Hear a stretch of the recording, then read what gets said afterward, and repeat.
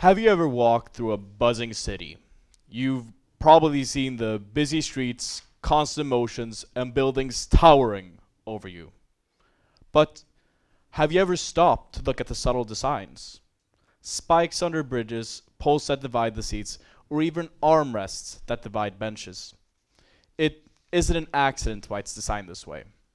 This is so-called hostile architecture, and it isn't intended for the average citizen, but instead meant to push away homeless people by dehumanizing them.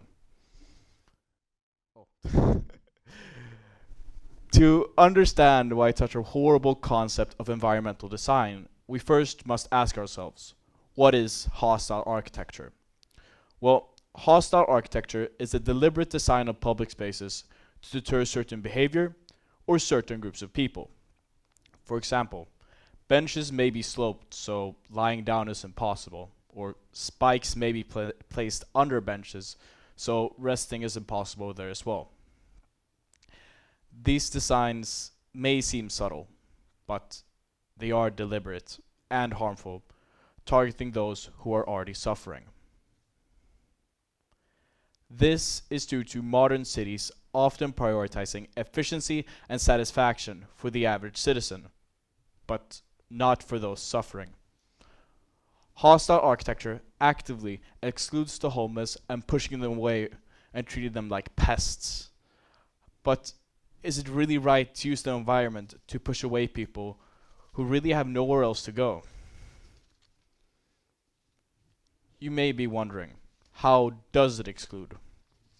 Well, hostile architecture excludes the homeless by forcing them to sleep in uncomfortable places and uncomfortable positions, making an already traumatic experience even harder to cope with. Studies conducted by the University of Ottawa has shown that homelessness is linked with psychological trauma. Because can you even imagine fearing every single night either being assaulted, robbed, or even raped? Because that is the reality for around 30,000 Swedish people. Hostile architecture worsens this suffering by sending a clear message to the community. You are not welcome here. Instead of addressing the root causes of homelessness, such as lack of affordable housing, access to medical centers, or even rehabilitation centers, it punishes the people for their mere existence. But what are the consequences of this? Well, the homeless community is pushed further away from public spaces, where they might feel some aspect of safety, and even further away from the places where they can actually get the help they need. These designs only perpetuate a horrible and vicious cycle of both isolation and vulnerability, with the clear intent of saying that you are not welcome here. Society should be a place where everyone feels like they belong, not being suppressed or being told that you are not welcome here. Instead of designing public spaces to exclude, cities should focus more on creating a safe environment for everyone.